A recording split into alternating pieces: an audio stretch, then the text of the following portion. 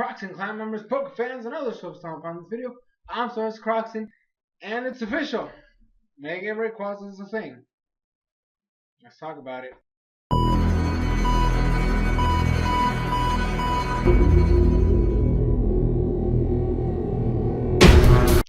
So during today's, I guess 7-hour live stream, which I actually didn't watch because I have classes to take during the day. I still looked it up. I still looked at information about the whole what was happening in the stream essentially. And then at one point I saw that the Mega Rayquaza had been announced, and I was pissed, and I technically still am. Now I'm pretty sure I've mentioned this in previous videos, especially when they were talking about how that Rayquaza had something to do with Mega Evolutions. You guys know I was paranoid as fuck, and I kept going off about how it should be a primal form.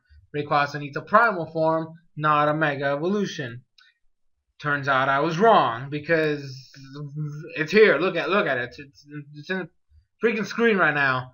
The design isn't as horrible. Like I don't mind the design. I know a lot of people that I've talked to so far don't like it. I do have a thing with the little like pincer thingy looking thing, pincers thing that he has like going on.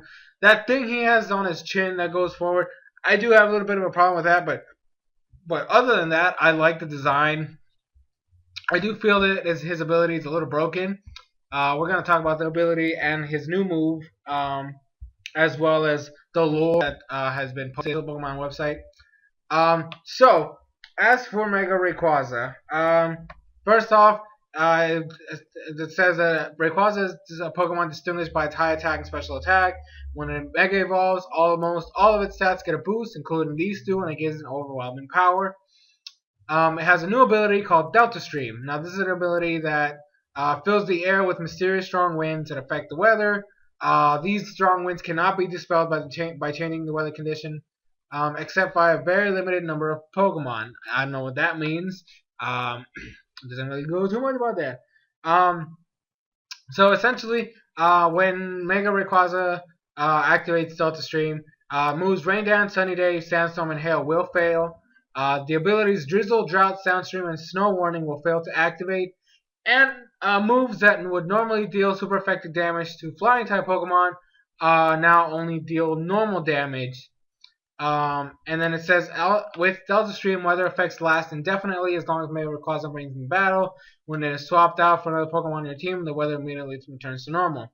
This is different than the abilities Drizzle, Drought, Soundstream, and Snow Warning, which can all affect the weather for 5 turns, which was implemented in X and Y. Regardless of whether Pokemon with these abilities are still in battle or not. The Delta Stream ability and the Airlock ability are different in that Delta Stream fills the air with strong winds for as long as Mega Rayquaza remains in battle. Airlock cancels out all weather condition effects for all of the Pokemon in battle as long as Rayquaza remains in battle. Now its new attack is called Dragon's Ascent, and it says the Dragon Ascent move, which Rayquaza alone can use, is a powerful one. It boasts one of the greatest power ratings of all flying type moves, putting it at the top of its class. Not only will you be surprised by its overwhelming power, you'll be mesmerized by its majestic appearance after soaring through the heaven in a great burst of speed. It crashes down an attack and dealing massive damage. Now, I am going to put a link to the trailer that Pokemon uploaded earlier today, so you guys can go check it out. It actually looks pretty sick. I do feel that, I feel weird that it's called Dragon's Ascent and it's not a Dragon type move. But, whatever. I won't. It's Rayquaza, so it can have whatever move, right? That's all that matters. Now, this is where I was a little upset. This is the lore. This is an official Pokemon website. It goes off to say, legends have passed down in the Hoenn regions for generations about Groudon and Kyogre. In the continued tale of those legends, who should appear but my Rayquaza? Rayquaza is the third legendary Pokemon of the Hoenn region, standing equal to Groudon and Kyogre. Rayquaza can be encountered in both Pokemon Mega Ruby and Pokemon Alpha Sapphire, which we kind of already assumed, at least, well, you should have assumed it already because he was in the original Ruby and Sapphire games. You would have to go to the Sky Tower and you gotta go get him and all that. Anyways, so I got stuff to say. This is the lore. It was a primal age early in the world's history. The natural world was overflowing with energy. That energy granted Groudon and Kyogre an overwhelming power. Seeking even more of that energy for themselves, the two clashed again and again, and their battles can cast the people in Pokemon Home into great danger. Brimming with the overwhelming power granted by nature, the energy of nature, this transformation was named by later people Primal Reversion, and the people called their tormentors Primal Groudon and Primal Kyogre. One Pokemon looked down upon this battle from the sky above, like a freaking spectator. The Pokemon that dances in the heavens, Rayquaza. Rayquaza is venerated by the people of Hoenn as a protector and savior. When Primal Groudon and Primal Kyogre had battled for 20 dawns and 20 nights, the world began to lose its natural balance and tilt towards destruction. The people, unable to endure any more, cried out to their mighty savior Rayquaza before a great stone that shone with rainbow brilliance, and a change came upon Rayquaza, weaving in the sky above Primal Groudon and Primal Kyogre. Sufficed in brilliant light, its body began to transform visibly, and then And then it goes off to say, the epic battle between Primal Groudon and Primal Kyogre threatens to disrupt the balance of the entire world. The truth behind the Hoenn region's legends and the mysteries of Mega Evolution will be revealed in November. Observe the truth for yourself. Great, so we actually have nothing to go by from that. But, again, so it's already mentioning there's the Mega Stone.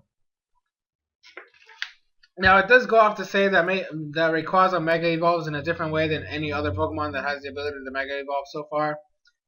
It doesn't specify what that means and how that works, but just know that Rayquaza doesn't Mega Evolve like every other Pokemon does. So, look forward to that. So, that's basically all the news, the big major news about it. It's just that, Mega Rayquaza was shown. We did get to see some footage, but that's stuff that we had actually seen in the previews before, like the trailers and all that other stuff. So it wasn't like too many. Most of the time they were just comparing the old games with the new games, from what I understand. Now we can talk about why I'm pissed.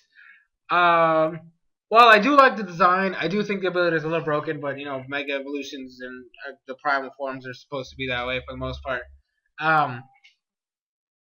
It makes sense. The new attack looks freaking sick. So, like I said, just check out the trailer if you haven't already. But my biggest issue with this is because even though we know that the people had the Mega Stone or whatever the heck it's gonna be, and we don't know enough about the lore to really go into too many details. But the reason I had specified before, when like in previous videos, when they started announcing that the whole thing about Rayquaza having something to do with Mega Evolution, is the fact that if you're gonna have Primal Kyogre and Primal Groudon, which is supposed to be them at their maximum strength in the past, and that's what this new primal regression in the game is supposed to do, is put them back to their prime when they were at their strongest in the past. You can't just have Rayquaza be a Pokemon that wasn't in the stronger stage, because then it would make Rayquaza look like the weakling when Rayquaza is supposed to be the leader of the trio. So that's one thing I kept specifying. I kept saying over and over and over again during the Omega Ruby Alpha Sapphire update videos that I kept posting, that you can't have the leader of the trio be the weakest link. It makes no sense, especially in this. I mean, I know they did it with Kyurem, but then they gave him the fusion forms. We still don't know about Zygarde. Zygarde right now is pathetic. But before Black and White, every third member of the trio is always the strongest. Giratina, for all intents and purposes, from where I get, is still the bulkiest of the three.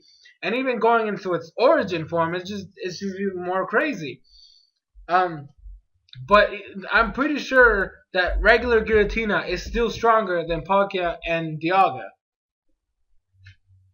I'm not quite sure though, because I'm not really into that whole competitive aspect. I'm trying to get into it. But the fact of the matter is, before all this Black and White, X and Y stuff, for the most part, the third Pokemon was always the strongest of the three. So, for them to make us believe that Rayquaza is actually weaker than Groudon and Kyogre in the past, then that would, because if everybody remembers, in Emerald, Rayquaza is the one that shows up and stops the fighting. right? That's what happens. Rayquaza shows up and stops Groudon and Kyogre from fighting. That's what happens. So you basically, from this information that I'm getting, is that before Rayquaza wasn't able to do anything because he was the weakest of the three. So I don't know. Like I said, I guess we're just gonna have to see how the games play and how the story is told inside the games to actually get a true feel of the lore, because they didn't specify what happened. I'm gonna guess that it's the power, the will of the people or something that made the Mega Stone activate, and that's how Mega Rayquaza Mega evolved. I don't know. I really don't understand. I am a little upset that they made it a Mega form and not a Primal form, and because then that just throws every other theory that I had in the past flawed. Because from my understanding, especially when they showed off Primal Kyogre and Primal Groudon, is that legendary Pokemons like those guys are supposed to Primal evolve or Primal regress. So I was expecting a Primal Lugia, Primal Ho-Oh, Primal freaking Dialga and Palkia. I was expecting freaking Primal Mew, Primal Zekrom and Reshiram, and like all this other stuff I was expecting. And now it's not a thing. It can't be a thing because it doesn't, because Rayquaza has a freaking Mega, so it could just as easily be Mega Lugia, Mega Ho-Oh. So like, or any other. So it like just completely threw everything out of balance, which I guess it's supposed to is gonna keep us on our toes. But I mean, I honestly don't like it. To me personally, when I found out about this and I was talking to a friend of mine, I was like, you know what, Pokemon does a lot of great things sometimes, but sometimes they just mess up really bad. And to me personally, this feels like a big mess up. And I know some people are not going to agree with me, and I understand you guys have your own opinions. I completely I'm fine with you guys having your opinions. You guys can specify in the comments how you feel about it. But to me personally, I don't like it. I don't like it. I already have the games in reserve, right? They're already mine. They're fully paid and everything. So Pokemon is a series that no matter how much they fuck up, I'm still gonna enjoy the games and I'm still gonna buy them, no matter what. They already have me sold. So I honestly don't even know why I'm even complaining anymore. But anyways, sorry about this little rant. That just man, it's just leave your thoughts in the comment section below. That's basically all I'm asking. Let me know how you feel about all this. And yeah, so thank you guys so much for watching. This has been SoresanCrockxen, and I'll see you guys in future videos.